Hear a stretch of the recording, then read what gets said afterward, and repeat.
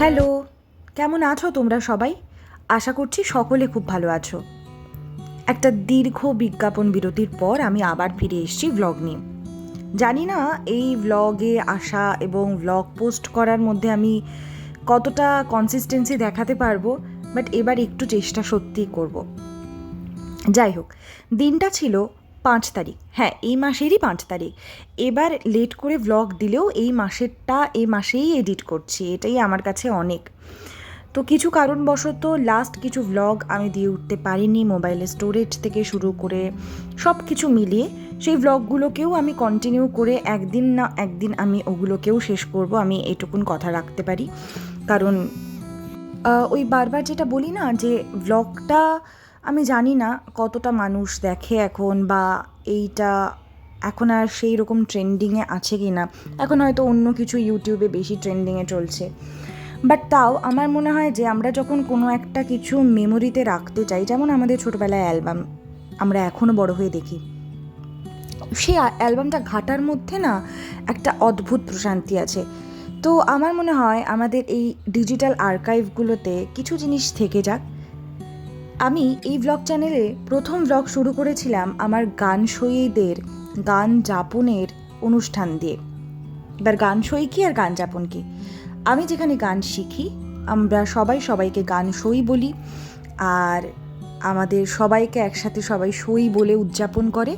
সেই উদযাপন উৎসব সব কিছু মিলিয়ে যে আমাদের বার্ষিক অনুষ্ঠান উদযাপিত হয়, বার্ষিক বলবো না, 1 বছর ছাড়া ছাড়া হয়, তো সেটাকে আমরা বলি গান যাপন।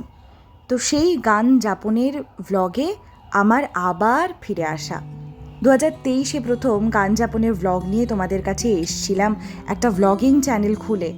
মাঝখানে অনেক ঝড় গেছে, বন্যা গেছে, বৃষ্টি বাদল আলো আধার সব কেটে আবার নতুন উদ্যমে ভ্লগ নিয়ে ফিরলাম সেই গান যাপন দিয়েই। তো অনেক দিন বাদে ট্রেনে করে জার্নি, যথারীতি এনজয় করার চেষ্টাও করছিলাম। কিন্তু আমি জানি না তোমাদের কার কার ট্রেনের জার্নি কেমন লাগে বা কী বৃত্তান্ত। ট্রেনের জার্নি আমার যে খুব খারাপ লাগে তা নয়, বাট ওই আর কি, একটু যদি পরিষ্কার পরিচ্ছন্ন থাকে তাহলে হয়তো সবার ভালো লাগে। এই যে জানলা দিয়ে বাইরেটা দেখতে পাবো, একটা বেশিক্ষণের জার্নি হবে না, মোটামুটি ওই 10 থেকে 15 ঘন্টা অবধি স্টে করা যায়, তারপরে আমার আর এখন ভালো লাগে না সত্যি কথা বলতে। তো যথারীতি দিল্লি থেকে আমি কলকাতার উদ্দেশ্যে রওনা দিই।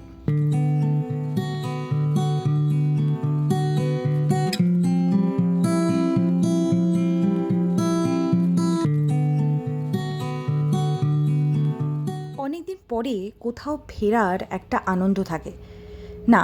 ফেরার কথাটা বললাম কেন, ফেরা তো আমরা বাড়ি ফেরা বলি, যেখানে আমরা থাকি সেখানে ফেরার কথা বলি। কলকাতায় আমি কোনো দিন থাকিনি, কিন্তু না আমার ওই কলকাতা এক্সপ্লোর করা, গলির ভেতর দিয়ে আনাচে কানাচে ঘুরে বেড়ানো, মাটির ভাঁড়ের চায়ের একটা গন্ধ, কুমোরটুলির একটা মাটির সোদা গন্ধ, সেই পুরনো নস্টালজিক বাড়ি, ওই জিনিসগুলো আমাকে বড্ড বেশি টানে।